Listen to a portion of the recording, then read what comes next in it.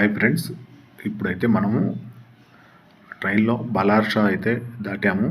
బలార్షా అంటే టేకుకి మంచి పేరు కలిగిన ఏరియా. మనకి టేకుకు సంబంధించి ఏది అవసరమైనా ఈ బలార్షా నుంచే టేకు తీసుకొచ్చుకొని దానికి సంబంధించి టేకు వస్తువులు ఇంటికి సంబంధించిన కలపగా వాడుకుంటూ ఉంటుంటాము. ఈరోజైతే మహాపూర్ణ కుంభమేళాకి వెళ్ళే జర్నీలో ఇది 2వ రోజు జర్నీ. ఇది స్పెషల్ ట్రైన్ కావటం వల్ల కొంచెం స్లోగా అయితే వెళ్తుంది. ఎక్కువ హాల్టింగ్స్ ఎక్కువ ఉంటున్నాయి. సిగ్నల్ కోసం వెయిట్ చేయడం ఎక్కువ ఉంటుంది. ఇప్పుడైతే ప్రస్తుతం నేను ఉదయాన్నే సూర్యోదయం చూపిస్తే బాగుండని సూర్యోదయం అయితే చూపించే ప్రయత్నం అయితే చేస్తున్నాను.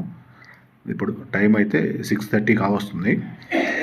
6:30కి సూర్యుడు కనిపిస్తాడని ముందు 6కి ట్రై చేశాను. 6కి అయితే కనిపించలేదు. చాలాసేపు ట్రై చేసిన. ఇప్పుడు 6:30 దాటింది టైము. ఇప్పుడు కొంచెం కనిపించే ఛాన్స్ ఉందని కెమెరా అయితే సూర్యుడికి వెళ్ళి తూర్పు వైపుకు చూపిస్తున్నాను. ఇప్పుడు కొంచెం కనిపిస్తున్నట్టుగా అనిపిస్తుంది. ఆ చెట్ల మధ్యలోంచి కొంచెం ఎరుపు రంగు అయితే కనిపిస్తూ ఉంది. వీడియోలో కూడా దాదాపు అర్థంగా వస్తుండొచ్చు. చూస్తే సూర్యుడు అయితే ఉదయిస్తున్నాడు. సూర్యభగవానుడు. అందరూ ఉదయాన్నే సూర్య నమస్కారం చేసుకోవటం మంచిదని నేను చూపించే ప్రయత్నం అయితే చేస్తున్నాను వీడియో పరంగా. ఈ ట్రైన్కి సంబంధించి చెప్పుకోవాలంటే ఇది కుంభమేళాకు సంబంధించిన స్పెషల్ ట్రైను. ఇదైతే కేరళలో నుంచి తిరువనంతపురం నుంచి అయితే స్టార్ట్ అవుతుంది. కేరళ నుంచి తమిళనాడు వస్తుంది. తమిళనాడు నుంచి ఆంధ్ర వస్తుంది. ఆంధ్ర నుంచి తెలంగాణ, తెలంగాణ నుంచి మహారాష్ట్ర, మహారాష్ట్ర నుంచి మధ్యప్రదేశ్, మధ్యప్రదేశ్ నుంచి ఉత్తరప్రదేశ్లుగా ఎంటర్ అవుతుంది. మధ్యప్రదేశ్ నుంచి ఉత్తరప్రదేశ్ ఎంటర్ అయిన దగ్గర మనం ప్రయాగరాజ్ దగ్గర అయితే దిగుతున్నాము. ఈ ట్రైను లాస్ట్ స్టాప్ వచ్చేసి గయా లేదా బుద్ధగయ అని చెప్పుకోవచ్చు. ఈ స్పెషల్ ట్రైను కుంభమేళా పూర్తయ్యే రోజుల వరకు అయితే ఉంచుతారు. అంటే ఇది శివరాత్రి ఏదైతే ఉందో 26వ తారీఖు తోటి ఈ కుంభమేళా అనేది పూర్తవుతుంది. ఆ రోజుతోటి దాదాపు ట్రైన్స్ అనేది స్పెషల్ ట్రైన్స్ అనేది ఆపేయచ్చు. ఈ చుట్టుపక్కల వ్యూస్ పరంగా అయితే చూసుకుంటే ఇప్పుడు ప్రస్తుతం మనం బలహర్ష దాటి కొంత దూరం అయితే ఒక 2 గంటలు 3 గంటల ప్రయాణం అయితే చేసాము. ఈ ఏరియా పరంగా చూసుకుంటే అంతా ఎక్కువగా మాగాణి ప్రాంతాలు అయితే ఎక్కువగా కనిపిస్తున్నాయి. ఈ మాగాణి ప్రాంతాల్లో కూడా ఒకవైపు మాగాణి కోసి కుప్పలు నూర్చిన దెబ్బలు కనిపిస్తున్నాయి. వరిగడ్డి కనిపిస్తుంది. అలాగే వెంటనే నాట్లు కూడా నాట్లు వేసే విధానం కూడా కనిపిస్తుంది. ఇదైతే ఒక స్టేషన్ అయితే వచ్చింది. కొంచెం వ్యూ చూపిస్తే బాగుంటుందని కొంచెం స్టేషన్ అయితే చూపించే ప్రయత్నం అయితే చేశాను. అలాగే ట్రైన్కు సంబంధించి ఎక్కువ వివరాలు స్టేషన్గా చూపించడం అంటే ఇది స్పెషల్ ట్రైన్ కాబట్టి చూపించినా ఎక్కువ మందికి యూజ్లు ఉండదు. చూసే వ్యూవర్స్కి కూడా అంత ఉపయోగంగా ఉండదని నేనైతే చూపించే ప్రయత్నం అయితే చేయలేదు. ఈ స్టేషన్ పేరు వచ్చేసి బ్రహ్మపురి స్టేషన్ ఇప్పుడు మనం క్రాస్ చేసాము. ఈ చుట్టుపక్కల వ్యూస్ పరంగా అయితే చాలా చూడటానికి అయితే లొకేషన్ చాలా అయితే బాగుంది. మొక్కజొన్న తోటలు కూడా బాగా కనిపిస్తున్నాయి. అక్కడక్కడ చిట్టడుగులు ఫారెస్ట్లు కూడా ఉన్నాయి. ఉదయం సూర్యోదయం టైంలో ఏదైతే నేను ఫారెస్ట్ చూపించానో ఆ ఫారెస్ట్లో అయితే నాకు పొద్దున్నే సూర్యోదయానికి ముందే కొన్ని నెమళ్ళ గుంపులు అయితే ఉన్నాయి. నెమళ్ళ గుంపులు తర్వాత కొంచెం సేపటికి అడవి పందులు అలాగైతే కనిపించడం జరిగింది. వాటిని వీడియో తీసే అంత టైం లేదు. ట్రైన్ అయితే స్పీడ్గా వెళ్తుంది కాబట్టి వాటిని కెమెరా చూపించే లోపే అవి మిస్ అయిపోయినాయి. అంటే ట్రైన్ వెళ్ళే స్పీడ్కి మనం పదాకులు కెమెరా ఆన్ చేసుకొని ఉంచుకోలేం కదా. అందుకని మధ్యలో కెమెరా ఆఫ్ చేసినప్పుడు అవి 2 అయితే మిస్ అవ్వడం జరిగింది. అంటే చిట్టడుగుల్లో అట్లాంటి ప్రాణాలు అంటే అడవి జంతువులు అనేవి ఉంటాయి కాబట్టి ఈ నెమళ్ళు లాంటివి అడవి పందులు లాంటివి అయితే కనిపించినాయి. ఈ పక్కన లొకేషన్ల గురించి మాగాణి ప్రాంతం అయితే ఎక్కువగా కనిపిస్తుంది. మాగాణి ఒక పంట కోసిన తర్వాత మళ్ళీ 2వ పంటకి కొన్ని చోట్ల అయితే నార్లు పోసినవి ఉన్నాయి. కొన్ని చోట్ల అయితే నాటారు. కొన్ని దమ్ములు కొంచెం నీళ్లు పెట్టి దుక్కులు బాగు చేసే పని అయితే చేస్తున్నారు. కొంతమంది గనాలు బాగు చేస్తున్నారు. మొత్తం మీద వ్యవసాయ పరంగా మంచి పని అయితే జరుగుతూ ఉంది. నీళ్ల పరంగా కూడా ఈ ఏరియాకి దాదాపు ఎక్కడ నీళ్ళ కరువే లేదు. ఇప్పుడు నేను చూపించే వ్యూస్ అంతా కూడా మహారాష్ట్ర ఏరియా అయితే ఎక్కువ చూపించాను. తర్వాత మధ్యప్రదేశ్ ఏరియాకు పోయేటప్పటికి దాదాపు సాయంత్రం అయింది, చీకటి పడుతుందని ఇంకా ఆ టైంలో అయితే చూపించలేదు. మహారాష్ట్ర ఏరియా వరకే వ్యూ చూపించే ప్రయత్నం అయితే చేశాను.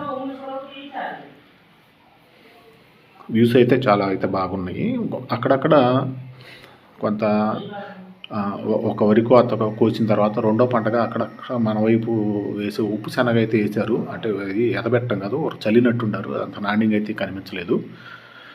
అక్కడక్కడ కొంచెం వాము, వరిగల్ లాంటివి చల్లారు. అంటే అపరాలు లాంటివి పండించే ప్రయత్నం అయితే చేస్తున్నారు. కొంత అక్కడక్కడ కొద్దిగా మినుము, పెసర కూడా కనిపించింది. పెసర, మినుము పీకిన కుప్పలు అయితే కనిపిస్తున్నాయి. అలాగే ఇటువైపు ఎద్దులకు సంబంధించిన వ్యవసాయం అయితే చాలా వరకు కనిపిస్తూ ఉంది.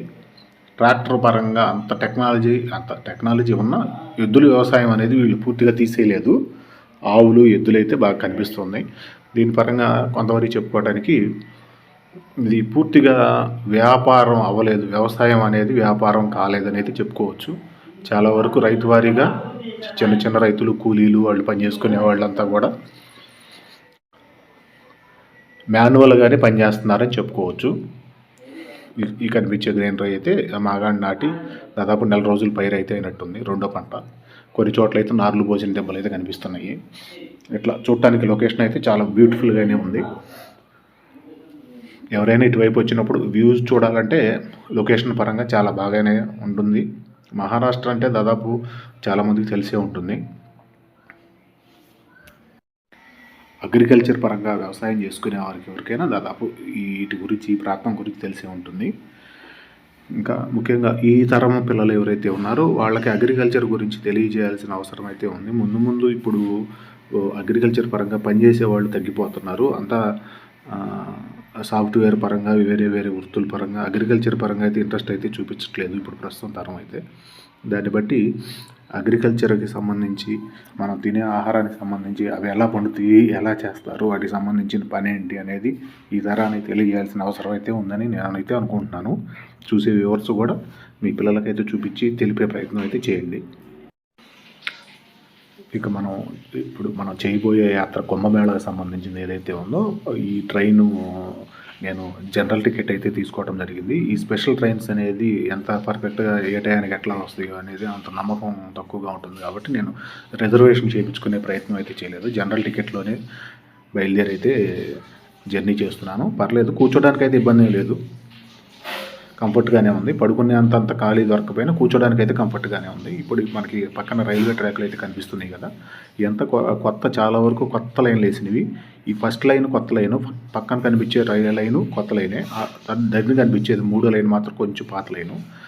వాటికి సంబంధించి ఎట్లా చేస్తారు పని, వాటి వివరం ఏంది, ఈ రైల్వే ట్రాక్కి సంబంధించి పనులు ఏం చేస్తున్నారు అనేది కొంచెం చూపిద్దామనే ప్రయత్నం అయితే నేను చేస్తున్నాను. ఇప్పుడు ఫస్ట్ అది అడుగున అయితే కంకర పోసారు. ఒక లైన్ కంకర పోసిన తర్వాత పైన సిమెంట్ దిమ్మెలు ఏవైతే ఉన్నాయో వాటిని స్లీపర్ బెడ్స్ అంటారు. స్లీపర్ బెడ్స్ పైన స్లీపర్ బెడ్స్ అమర్చి వాటిని లెవెల్లో చూపించి ఈ ఐరన్ ట్రాక్లు, రైల్వే ట్రాక్లు ఏవైతే ఉన్నాయో వాటి సమంగా చేసుకుంటూ వచ్చి వాటికి సంబంధించిన జాయింట్లు కలుపుకుంటూ వచ్చి ఆ జాయింట్ల దగ్గర అప్ అండ్ డౌన్స్ లేకుండా లెవెల్ కరెక్ట్గా చూసుకొని దాని మీద ట్రయల్ రన్ అయితే చేసే ప్రయత్నం అయితే చేస్తుంటారు.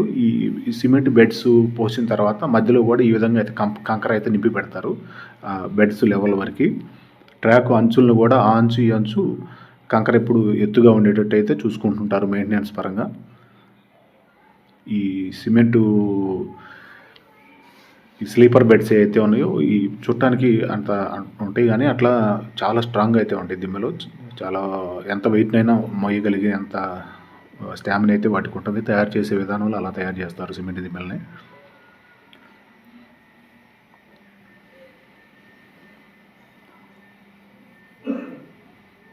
ఇక్కడ కొంచెం ట్రైన్ స్లోగా వెళ్తుంది కాబట్టి నేను అంత వివరంగా చూపించగలిగాను.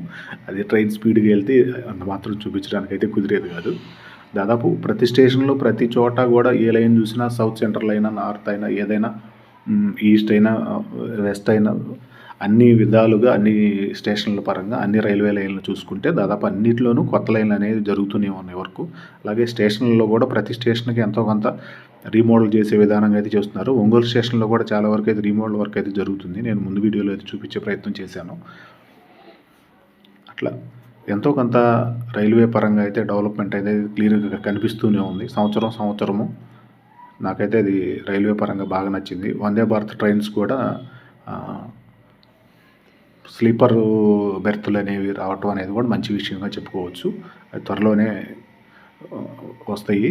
ఇప్పుడు ప్రస్తుతానికి సిట్టింగ్ వరకే ఉన్నాయి. అట్లా ట్రైన్స్ పరంగా మనం చేరాలనుకునే గమ్యం త్వరగా చేరేటట్టుగా మంచి అవకాశం అయితే ఉంది ఇండియా మొత్తం తిరగటానికి. ఇక మళ్ళీ మనం పక్కన వ్యూస్ చూసుకుంటే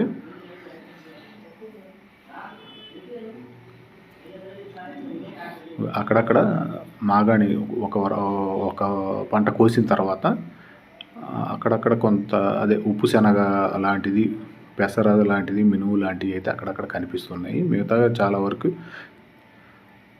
నార్లు పోసి నాట్లు అయితే వేసే ప్రయత్నం అయితే చేస్తున్నారు రైతు వారీగా చాలా వరకు ఇది మాగాణి ప్రాంతమే ఎక్కువ కనిపిస్తుంది. అక్కడక్కడ కొంచెం మొక్కజొన్న అయితే కనిపిస్తుంది. మిగతా పైర్లు అయితే పెద్దగా కనిపించలేదు. ఎక్కడన్నా చెరకు అనేది కనిపించింది. రైతు వారీగా ఇప్పుడు మాగాళ్ళలో మడిమడికి గన్యాలు ఏదైతే ఉంటాయో గట్లు ఉంటారు కదా, గట్లు మీద కంది విత్తనాలు నాటి కంది పైర్లు అయితే పండించారు. అది చాలా బాగున్నాయి. కంది ఒక పంట ఆల్రెడీ కోసేసినట్టున్నారు, అంటే కాయల వరకు కోసినట్టున్నారు. కొత్త చెట్లు అయితే కనిపిస్తున్నాయి. ఇట్లాంటి చిట్టడువులు అయితే ఈ రూట్లో చిట్టడువులు చాలా ఉన్నాయి.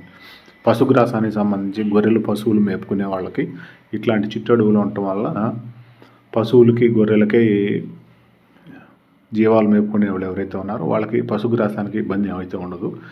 కానీ మనలాంటి ఏరియాల్లో అయితే మన వైపు పెద్దగా ఈ చిట్టడువులు అనేది తగ్గిపోయినాయి. దాదాపు అంతా దున్నేసుకొని పొలాలు పండించుకోవటము, ఏదో ఒకటి పారిశ్రామికంగా చేయటం అయితే జరుగుతూ ఉంది.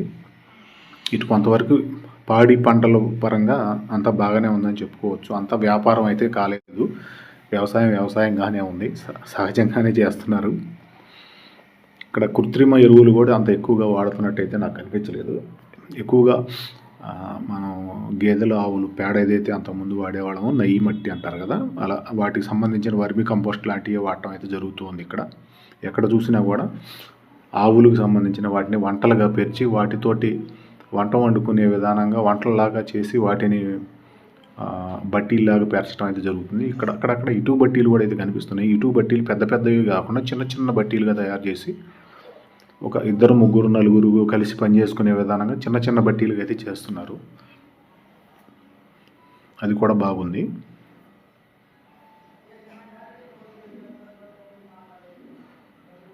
ఈ అండర్ పాస్లు రైల్వే ట్రాక్ కింద దాదాపు చిన్న చిన్న రోడ్లు, పల్లెటూర్లకి వెళ్ళే రోడ్లు కూడా అండర్ పాస్లు అయితే క్లియర్గా నిర్మించి అయితే ఉంది.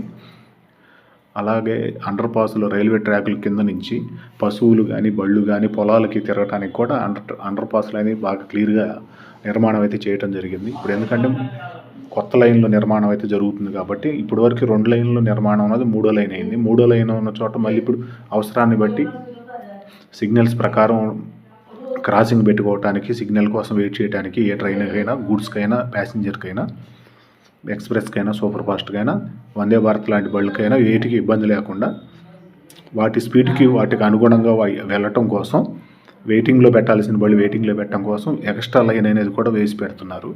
అది చాలా మంచి విషయము. అభివృద్ధి పరంగా అయితే మంచిగా బాగా అయితే కనిపిస్తూ ఉంది.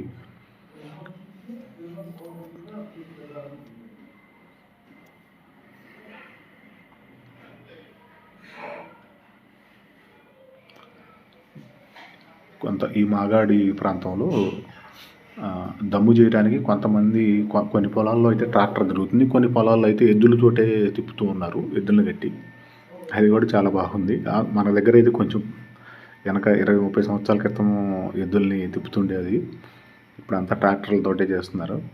కానీ ఇక్కడ ఎద్దుల వ్యవసాయం అయితే చాలా బాగా నచ్చింది నాకు కూడా. అందుకని మళ్ళీ చెప్పాలని చెప్తున్నాను.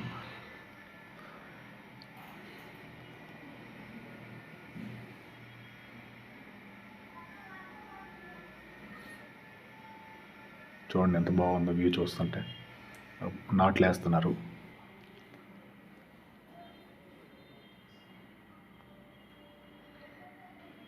ట్రైన్ కూడా అంత స్పీడ్గా అయితే వెళ్ళట్లేదు, 70-80 స్పీడ్ అయితే వెళ్తుంది.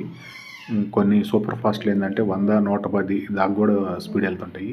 ఇప్పుడు ఈ స్పెషల్ ట్రైన్ కాబట్టి టాప్ స్పీడు నేను 90 కూడా దాటడం అయితే నేను చూడలేదు. నేను స్పీడ్ అయితే ఎప్పటికప్పుడు ఫోన్లో గమనిస్తూనే ఉన్నాను.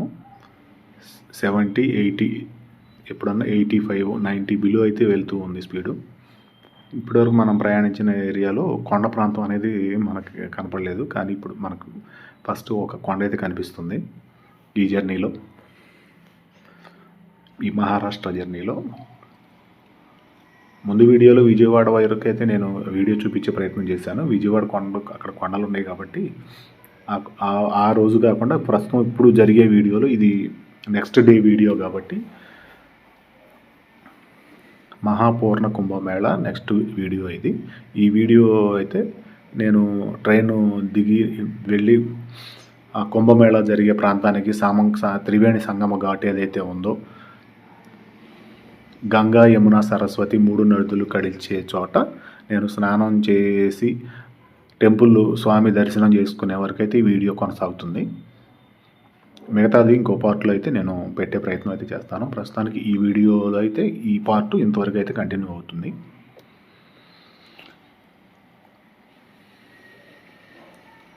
ఇలా చెట్టు అడవులు అయితే చాలా అడవులు అయితే కనిపిస్తూ ఉన్నాయి ఈ లైన్లో. ఇక్కడ మనకు ట్రైన్ అయితే కనిపిస్తుంది కదా, పక్కన ఇంజిన్ కనిపిస్తుంది. కొంచెం ట్రైన్ బయట లొకేషన్ కూడా వ్యూ పాయింట్ చూపిస్తే బాగుండని చూపించే ప్రయత్నం అయితే చేశాను. పక్కన కనిపించేదంతా ట్రైన్ అంతా రీపెయింట్ చేసినట్టుగా కనిపిస్తుంది క్లియర్గా. అయితే కొత్త దానిలా కనిపిస్తుంది, రీపెయింటింగ్ అయితే చేస్తున్నారు. మనకు ఎదురుగా ఇంకో ఇంజిన్ అయితే కనిపిస్తుంది, లోకోమోటివ్ ఇంకోటి వస్తుంది. ఇప్పుడు ప్రస్తుతం నేను ఉన్న ట్రైన్లో నిలబడి బయటకు అయితే వ్యూ చూపించే ప్రయత్నం అయితే చేస్తున్నాను. మామూలుగా ఇది రెగ్యులర్ సర్వీస్ కానీ వీక్లీ కానీ మామూలు సర్వీస్, స్పెషల్ కాకుండా మామూలు సర్వీస్ అయితే ప్రతి స్టేషన్ చూపించి దాని గురించి వివరించే ప్రయత్నం అయితే గట్టిగా చేసేవాడిని. ఇది స్పెషల్ ట్రైన్ కాబట్టి అయితే 26వ తారీఖు అంటే ఇప్పుడు ప్రస్తుతం ఇంకా 20 రోజులు మాత్రమే తిరిగిద్ది కాబట్టి దీని గురించి అంత సమాచారం చెప్పక్కర్లేదని నేను చెప్పే ప్రయత్నం చేయలేదు. ఇప్పుడు మనమైతే ప్రయాగరాజ్ ఏదైతే కుంభమేళా జరిగే ఏరియా ఉందో అక్కడైతే స్టేషన్లో దిగాము. డెస్టినేషన్ పాయింట్ అయితే రీచ్ అయ్యాము. ఇక ఈ ప్రయాగరాజ్కి సంబంధించిన రైల్వే స్టేషన్ ఎలా ఉందనేది చుట్టూ చూపించే ప్రయత్నం అయితే చేశాను. ఇప్పుడు కరెక్ట్గా అయితే టైము నైట్ 2 గంటలు అయితే అయింది. ఈ ట్రైను సుమారు సాయంత్రం 5 గంటలకు రావాల్సింది 2 గంటలకి వచ్చిందంటే సుమారు 9 గంటలు 10 గంటలు లేట్గా అయితే వచ్చింది బండి. ఈ స్పెషల్ ట్రైన్స్ అనేవి ఈ కుంభమేళాలు లాంటి పుష్కరాలు లాంటి వాటికి స్పెషల్ ట్రైన్లు వేయటం అనేది మంచిదే. కానీ ఏంటంటే కొంచెం టైం ప్రకారం నడిచేటట్టుగా చూసుకుంటే ఎవరికి ఇబ్బంది లేకుండా బాగుంటుంది. జనాలు అయితే చూడండి ఒకేసారి 2 ట్రైన్స్ వచ్చినాయి. ఇప్పుడు మేము దిగే ట్రైన్ కాకుండా ఇంకో ట్రైన్ కూడా ఒకేసారి రావటం వల్ల అంతమంది జనాలు అయితే ఎక్కువ మంది ఉన్నారు. ఇది ఈ ప్రయాగరాజ్ రైల్వే స్టేషన్కి బయట పక్క వ్యూ. పూర్తిగా రోడ్డు మీదకి వచ్చిన తర్వాత మళ్ళీ ఇంకొకసారి వ్యూ చూపించే ప్రయత్నం అయితే చేశాను. బయట పక్క వ్యూ ఇది కొద్దిగా జూమ్ చేసి చూపించే ప్రయత్నం చేశాను. ఆ లైట్ ఫోకస్కి రైల్వే స్టేషన్ పేరు అనేది అంత క్లియర్గా అయితే కనిపించట్లేదు. Prayagraj Chowki junction railway station పేరు అయితే మీకు అర్థం కావట్లేదని నేను మళ్ళీ చెప్పే ప్రయత్నం అయితే చేశాను. ప్రయాగరాజ్ చౌకీ జంక్షన్. ఇక ఇక్కడి నుంచి మనం వెళ్ళాల్సిన త్రివేణి సంగమ ఘాట్ ఏదైతే ఉందో, సంగం బోర్డు కనిపిస్తుంది కదా, ఇక్కడి నుంచి అయితే 9 కిలోమీటర్లు అయితే ఉంది. నేను ఏ వెహికల్ తీసుకోకుండా నేను నడిచి వెళ్ళే ప్రయత్నం అయితే చేశాను. నేను గట్టిగా అనుకున్నాను నేను నడిచే వెళ్ళాలి ఎక్కడికని. కొంచెం 2 గంటలు టైమే కాబట్టి నేను నడిచి వచ్చే ప్రయత్నం అయితే చేశాను. 9 కిలోమీటర్లు నడిచిన తర్వాత మనం ఘాటు దగ్గరికి అయితే వచ్చేసాము. ఇప్పుడు మనకు పక్కన కనిపించే టెంపుల్ అయితే ఈ ఘాటు అంచు మీదే ఉంటుంది. ఘాటు మనం నదిలోకి ఏదైతే లోపలికి దిగుతామో ఆ ఘాటు అంచు మీదే ఉంటుంది.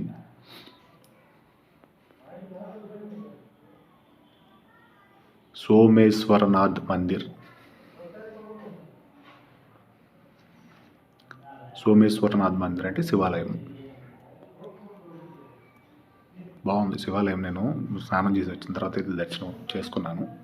చాలా బాగా అనిపించింది. ఇది మనం ఫస్ట్ కుంభమేళాకి జరిగే ఏరియా ఏదైతే ఉందో లోపలికి వెళ్ళే ఎంట్రన్స్. ప్రస్తుతానికి ఈ ఏకుంజామున 3:30 ఆ టైంలో కాబట్టి టైం 4 లోపే అయింది కాబట్టి ఈ గేటు మాత్రమే ఎంట్రన్స్, లోపలికి ఎంట్రన్స్ ఇచ్చారు.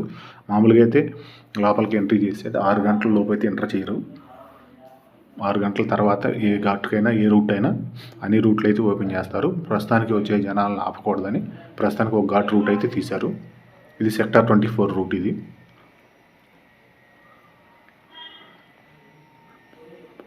చుట్టుపక్కల వ్యూ, టెంట్లో ఇవన్నీ ఎలాగేసారు ఏంటనేది కొంచెం చూపించే ప్రయత్నం అయితే చేశాను. ఇదంతా నదికి సంబంధించిన ఏరియాని. ఈ నదిలోనే ఇంత పెద్ద ఊరుందా అనేటట్టుగా నిర్మాణం అయితే చేశారు. ఇదంతా నదిలో భాగమే.